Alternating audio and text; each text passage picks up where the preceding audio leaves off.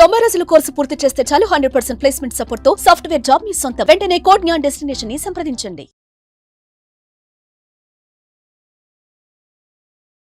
నమస్కారం, సుమన్ టీవీకి స్వాగతం. 2025 సంవత్సరం నవగ్రహాల స్థితిగతులు ఎలా ఉన్నాయి, ద్వాదశ రాశుల వారికి ఎటువంటి ఫలితాలని అందజేస్తున్నాయి, ఈ విషయాన్ని తెలియజేసేందుకు మనతో పాటు ఉన్నారు ప్రముఖ జ్యోతిష శాస్త్ర పండితులు, శ్రీచక్రపీఠ వ్యవస్థాపకులు బ్రహ్మశ్రీ ప్రదీప్ జోషి గారు. గురుగారు నమస్కారం. శ్రీమాత్రే. గురుగారు, 2025 సంవత్సరం మరి కుంభరాశి వారికి ఎలా ఉండబోతుంది? రాశిలో ఉంచి శని వెళ్తున్నాడు కాబట్టి ఏమైనా కొంచెం రిలీఫ్ ఉంటుందా వీళ్ళకి?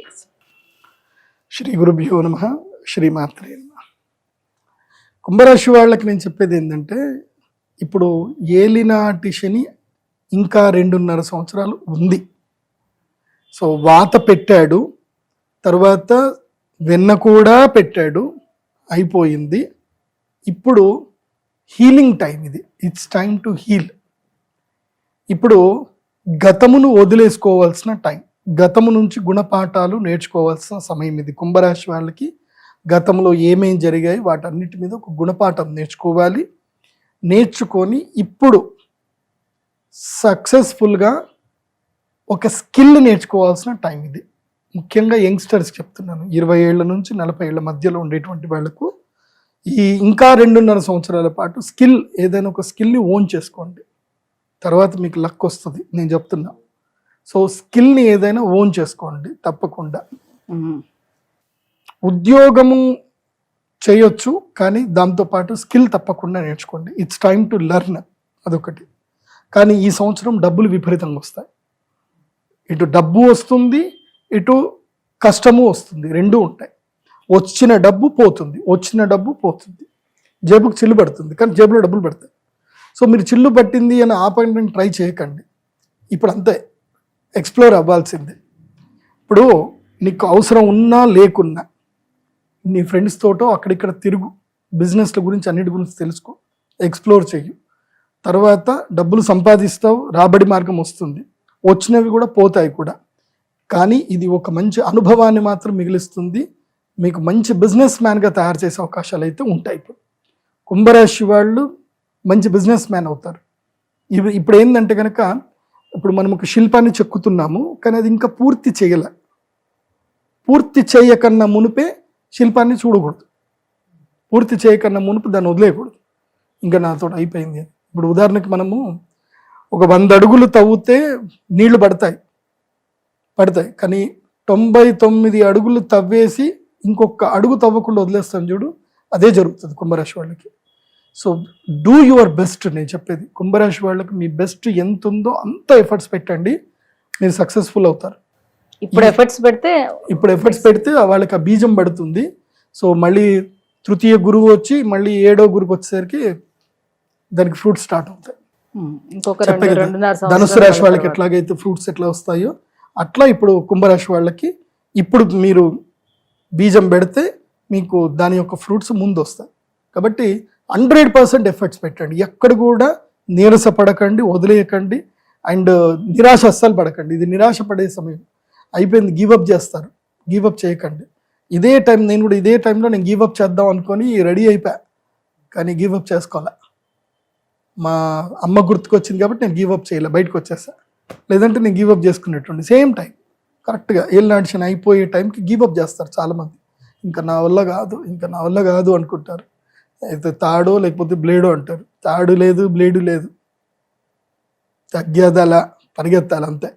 చేస్తానే పోవాలి, కాంప్రమైజ్ కాకుండా కష్టపడండి. దేవుడు ఎప్పుడైనా గుర్తుపెట్టుకోండి, ఆ లాస్ట్ మూమెంట్లోనే బాగా ఒత్తిడి చేస్తాడు. అది అయిపోయింది అనుకోండి, ఇంకా ఉంటుంది జీవితం, సూపర్ ఉంటుంది. సో కేజీఎఫ్ మీ లైఫ్ లోపల కేజీఎఫ్ 2 వస్తుంది అనుకోండి, 1 కాదు 2 వస్తుంది మీ లైఫ్ లోపలికి. ఓకే, గుర్తుపెట్టుకోండి. ఇంకా ఎలాంటి పరిహారాలు పాటించాలి వీళ్ళు? పరిహారం మెయిన్గా ఏంటంటే, వీళ్ళు తిరుమల తిరుపతి దేవస్థానంకి తప్పకుండా శ్రీనివాస మంగాపురం నుంచి కాలినడకన వెళ్ళాలి. శ్రీనివాస మంగాపురం నుంచి తిరుమల తిరుపతి దేవస్థానం దర్శనం చేసుకోవాలి. తర్వాత ఈ మార్చ్ 28 తర్వాత షష్టగ్రహ కూటమి రోజు యాగం చేసుకోవాలి వీళ్ళు తప్పకుండా. యాగం అయిన తరువాత సో పంచభూత శివలింగ దర్శనం చేసుకోవాలి. మొట్టమొదటిగా పృథ్వీలింగం దగ్గరికి పోవాలి. ఎక్కడ పృథ్వీలింగం అంటే కంచి కామకోటి పీఠం దగ్గర ఉంటుంది. ఏకాంబరనాథేశ్వర స్వామి దేవస్థానం. మొదలు వెంకటేశ్వర స్వామి దర్శనం చేసుకోవాలి, అక్కడి నుంచి డైరెక్ట్గా కాంచీపురం వెళ్ళాలి, కామాక్షమ్మ దర్శనం చేసుకోవాలి, తర్వాత ఏకాంబరనాథేశ్వర స్వామి దర్శనం చేసుకోవాలి. సో పృథ్వీలింగం అయిపోయింది. పృథ్వీలింగం అయిన తర్వాత నీరు జలలింగంకి వెళ్ళాలి, జంబుకేశ్వరంకి వెళ్ళాలి. పక్కనే దారిలోనే శ్రీకాళహస్తి వస్తుంది కదా, పోయి అట్లా వెళ్తే కదా అంటే కాదు. ఫస్ట్ పృథ్వీలింగం ఎస్టాబ్లిష్మెంట్, దెన్ తర్వాత జలలింగం జంబుకేశ్వర స్వామి దగ్గర పోవాలి.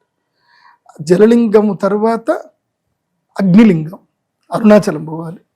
అగ్నిలింగం దర్శనం చేసుకున్నాక వాయులింగం శ్రీకాళహస్తి. శ్రీకాళహస్తికి వచ్చి అక్కడి నుంచి మన ఎక్కడికి వెళ్ళాలి, చిదంబర స్వామి దగ్గరికి వెళ్ళాలి. ముందుకి వెనక్కి అవుతుంది కానీ పోవాలి, అట్లాగే పోవాలి. ఎందుకోసం అంటే పంచభూత శివలింగాలు స్టెప్ బై స్టెప్, లేదంటే చిదంబరం నుంచి మొదలు చేసుకొని లాస్ట్కి కామాక్షిపురం రావాలి. అట్లా వస్తే ఓకే. అయితే ఆకాశలింగం నుంచి ప్రారంభం చేయాలి, లేదంటే పృథ్వీలింగం నుంచి ప్రారంభం చేయాలి. మొదలే వాయులింగం నుంచి ప్రారంభం చేయకూడదు. ఎందుకోసం అంటే సింపుల్ మెథడాలజీ. ఫస్ట్ మనం ఒక చిన్న పిండంకి వెళ్తాం. పృథ్వీలో ఏమవుతుంది, జలము నిండుతుంది, వాయువు నిండుతుంది, ప్రాణవాయువు వస్తుంది. పృథ్వీలో జలం వస్తుంది, జలము తర్వాత అగ్ని వస్తుంది, అగ్ని తర్వాత వాయువు వస్తుంది, వాయువు తర్వాత ఆకాశం వస్తుంది. సో మనం అట్లాగే తయారయ్యాం. మనం పృథ్వీ నుంచి తయారయ్యాం, మనం ఆకాశం నుంచి తయారవ్వాల, పృథ్వీ నుంచి తయారయ్యాం మనం. కాబట్టి పృథ్వీలింగం నుంచి వెళ్తే మంచిది. సో ఇది మీనరాశి వారు, కుంభరాశి వారు తప్పకుండా పంచభూత శివలింగ దర్శనం చేసుకోండి, మిస్ చేసుకోవద్దు, చెయ్యండి. ఇంకా మీరు ఏ ఆస్ట్రాలజర్ దగ్గర పోవాల్సిన అవసరం లేదు, శివుడు మీతో నడుస్తాడు. ఇంకా నేను అందరికీ చెప్తున్నాను, ఈ వీళ్ళే కాదు అన్ని రాష్ట్రాల వారికి చెప్తాను. పంచభూత శివలింగాలు ఎవరైతే గనక నియమంగా వెళ్ళి ఒంటరిగా వెళ్ళి దర్శనం చేసుకుంటారు, అంటే ఏ బాధరాబంది ఏది ఉండకూడదు, ఒంటరిగా వెళ్ళాలి. అంటే నువ్వు దేవుడు అంతే, ఇంకేం ఉండకూడదు. నీకు ఎవరైనా తోడుంటే ఒక్కళ్ళని తీసుకెళ్ళి, కానీ వాళ్ళు నీ యొక్క ఆలోచనకు, నీ నిర్ణయాలకు వాళ్ళు అడ్డుకట్టేయకూడదు. సో అట్లా నువ్వు వెళ్తా ఉంటే దేవుడు నీ దగ్గరికి రప్పించుకుంటాడు, నీతో నడుస్తాడు దేవుడు. నాకు అది జరిగింది, మనం ఆల్రెడీ అది డిస్కషన్ చేసినట్టున్నాం. అదొకటి నేను మేడం గారు చేసిన ఒక వీడియో ఉంటుంది, ఎవరు జీవితకాలం దర్శనం చేసుకోవాల్సిన దేవస్థానాలు ఏంటి అనేది ఒకటి ఉంది. అది వీడియో చూడండి, చూస్తే అర్థమవుతుంది. గురుగారు, ఈ 2025 సంవత్సరం మరి కుంభరాశి వారికి ఎలా ఉండబోతుంది, ఎటువంటి పరిహారాలను పాటించుకుంటే వీళ్ళకి కాస్త బాగుండే అవకాశం ఉంటుంది, ఈ విషయాన్ని తెలియజేసినందుకు ధన్యవాదాలండి. శ్రీమంతులే.